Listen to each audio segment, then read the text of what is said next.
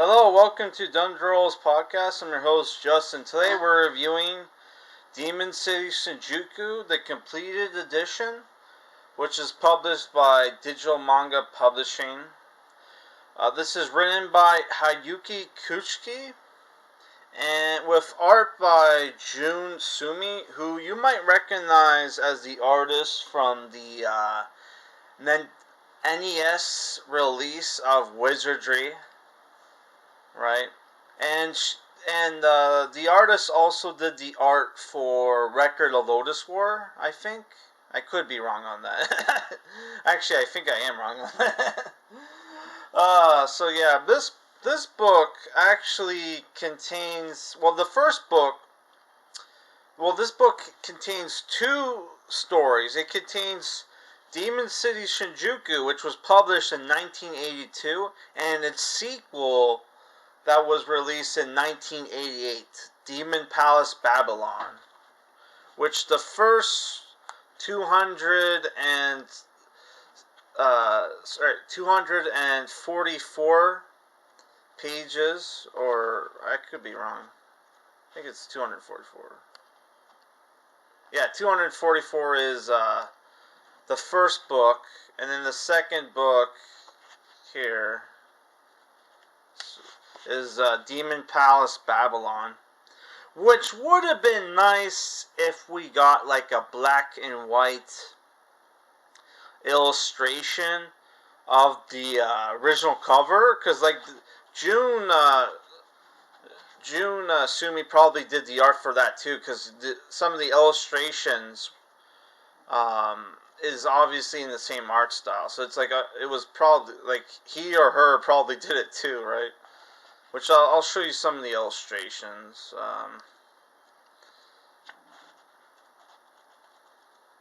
There's one.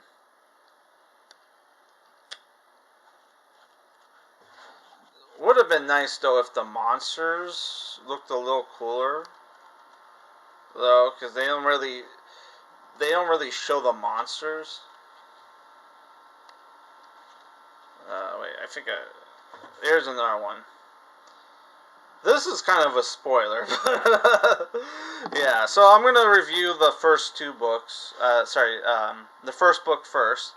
So, Demon City Shinjuku was probably if people don't know, this was adapted into an anime and was probably one of the first anime films that I loved as a kid, and it actually had clips of it shown in the Keanu Reeves film Johnny Mnemonic, which I talked about that. And when I first watched that movie as a 15-year-old kid, I loved it because it was basically a combination of John Carpenter's Escape from New York and like heroic like fantasy with and cyberpunk. It was a gender bender, man.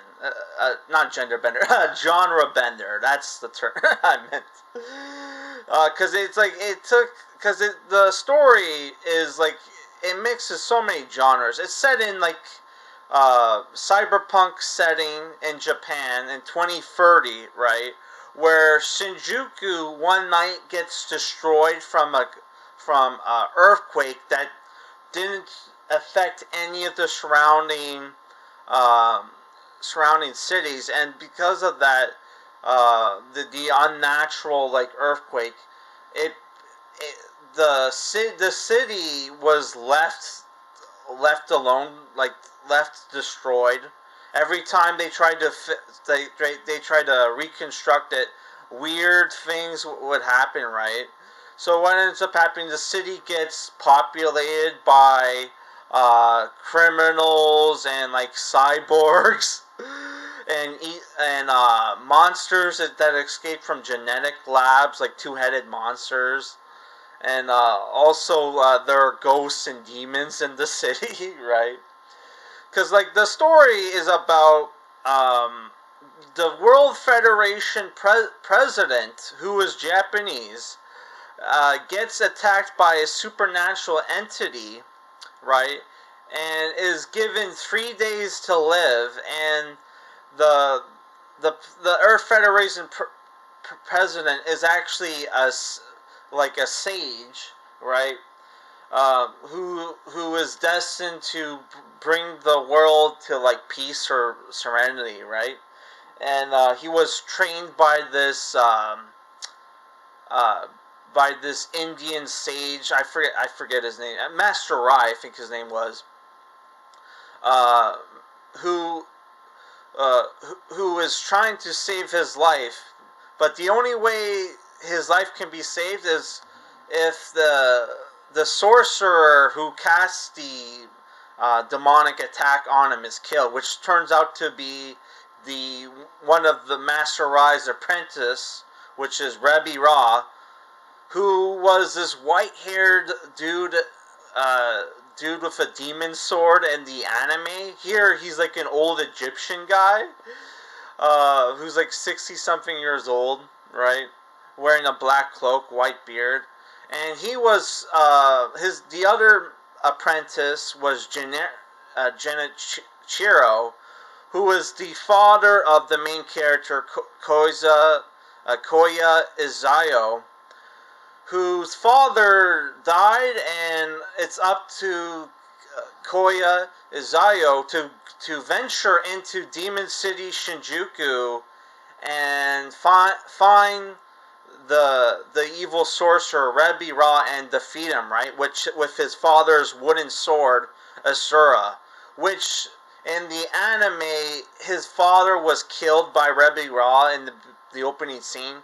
Here he died of a cold, but he was training like his son in the art of Nenpo, which very reminiscent of Nen users from Hunter x Hunter. Nen is pretty much the same thing in both franchises, right? So he's like a combination of an enhancer and an emitter and a manipulator, because he learns one skill from like a demon sorcerer in the first book, and then uses it in the second book, which was pretty cool. So in this book, he fights like 4 demons that are made of the different elements. Like you got, well, actually 3 demons: earth, water, and fire, right? And he fights this one demon that like controls a horde of zombies, right? It was the book is really cool, man. Lots of action, lots of intrigue, right, with the world, right? Because like I said, you get everything from like cyberpunk crime to like heroic fantasy, where the main character wields a sword, has to defeat like an evil wizard. You have horror with the ghosts and goblins, right? And you also have the mysteries mystery and intrigue with some of the other characters, like the supporting cast with Dr. Mephisto, who's this strange doctor in the first book who helps our main characters, which that's Dr. Mephisto right there. And you have Sayaka, who's the president's daughter, who comes to Demon City Shinjuku to help her father, even though she has she's out of her element, right? You also have like gang wars in the book, and you see there's a scene where like 2 rival gangs are fighting each other, and they're sending out psychics to fight each other, and our main characters are just watching, right? Very weird, very weird, man. So, like, the first thing for the anime fans of the movie, right, they want to know is, like, is the book different enough from the movie that you will enjoy it? The answer is yes. It's pretty much night and day, the difference, right? So if I were to give the first book in this complete edition rating, I would say it's a 7 out of 10. What its problems are, I would say, is that You know, like Sayaka's 16 probably should have been aged up to 18 because a lot of male gaze here with Sayaka, which a lot of people are going to find creepy. And the dialogue is not that great. Like, though I feel like his personality was kind of based off uh, Ash Williams from like Evil Dead. I could be wrong on that, but like, I have heard from like Vampire Hunter D fans that there is a Ash character in Vampire Hunter D, so I could be right on that. I am not 100% sure. So the second book, right, gets a little weird, because in the first book, it's implied that the Devil Quake was caused by Rebbe Ra, right? And here it's implied that that it was caused by the main villain of the book, which in the Demon Palace Babylon, you see a lot of Dr. Mephisto. You kind of get his origin story, right? The story for Demon Palace Babylon is that some man shows up in a white robe, black hair, beard, and manifests palace out of thin air, which is this floating like castle, right? Which they show artwork for it. Oh, yeah. That's basically the illustration of the climax of the first book. Try to see if I can find the illustration for the castle. Because it's described as the castle is like described as like upside down morning glory. Let's see if I can find it. Hard with these gloves on.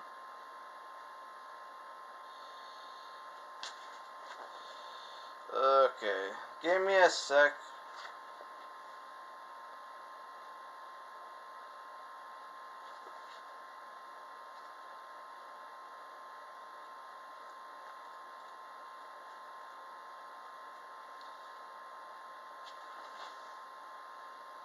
Man, I can't find it.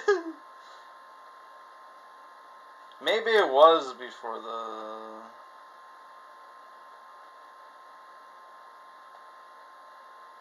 There it is. There's an illustration of the floating castle, and you see this crowd of people, right? So what this book is about, it's about basically, the second book is basically the king of Babylon, Nebuchadnezzar, has reincarnated and brought his castle to Demon City Shinjuku to bring back to resurrect his wife, who is currently inhabited in Sayaka. She's the reincarnation of the evil queen Semiramis, right? And King Nebuchadnezzar is really strong, has like psychic powers, and he has these 3 demon knights who protect him, who are called the Knights of Marduk, who actually belong to his wife Semiramis, right? And the 3 knights are, you have the Blue Knight, who has a lance. You have the Red Knight, who has really long arms and carries around like a 10-foot sword, and right. And you have the Fur Knight, which is blue, who has 6 arms and is a bowman, right? So our main character has to fight those 3 knights. And one problem I have with the book, he fights the Blue Knight like 4 times. Like he defeats him the 3rd time around, and then the 4th time he comes back as a ghost and he has to fight him again, right?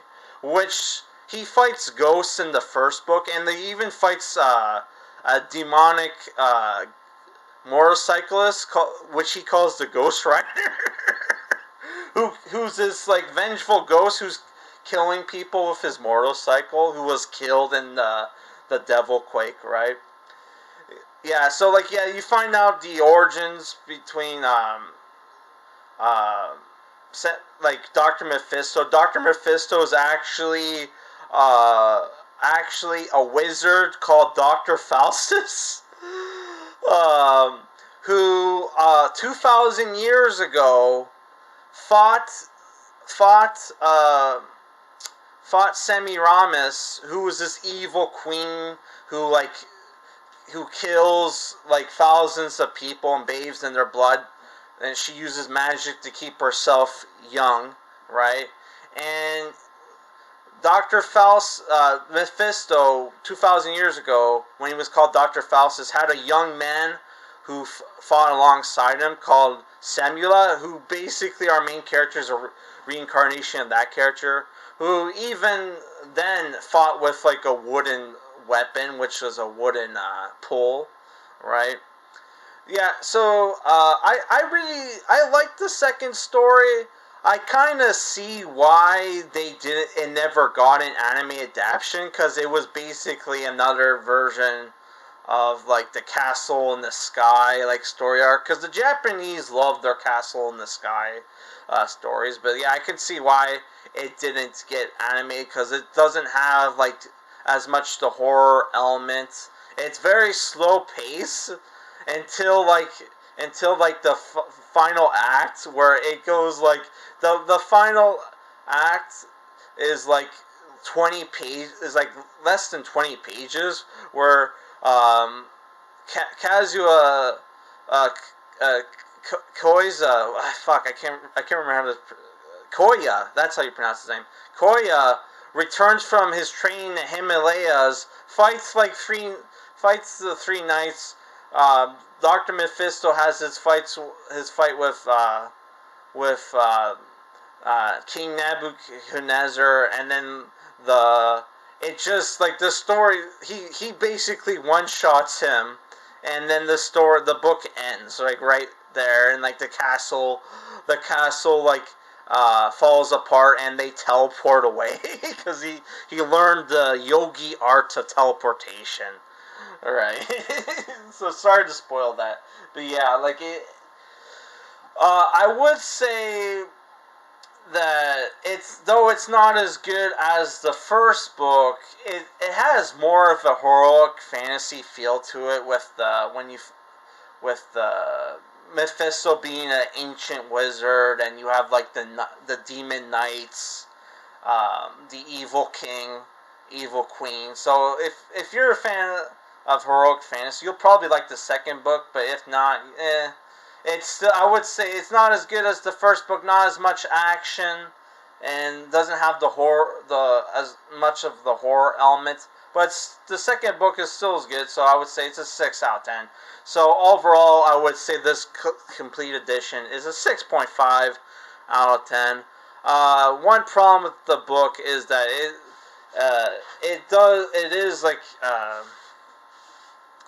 it is kind of expensive. Not expensive. It's $20, but it's like twice the price that you would get a normal book.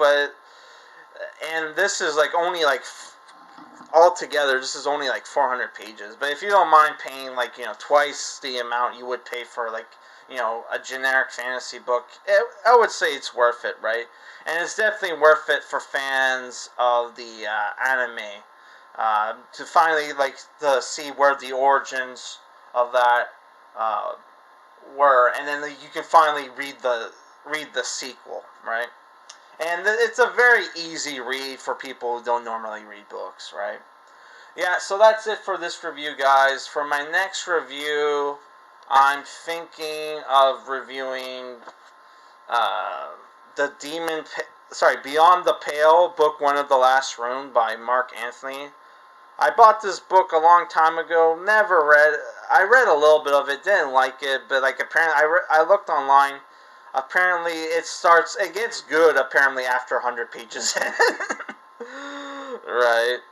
And it's like an old school isekai, where you have like characters from our world get teleported to a fantasy world, right? And I looked up the author. Apparently the author wrote like Dragonlance and Forgotten Realms books. So I guess he worked for Dungeons and Dragons, and he wrote a Dragonlance book on how like Tanis and Flint Fireforge or whatever his name is first met. So I kind of want to read that book. So I kind of want to read this just to see how good Mark Anthony is, right?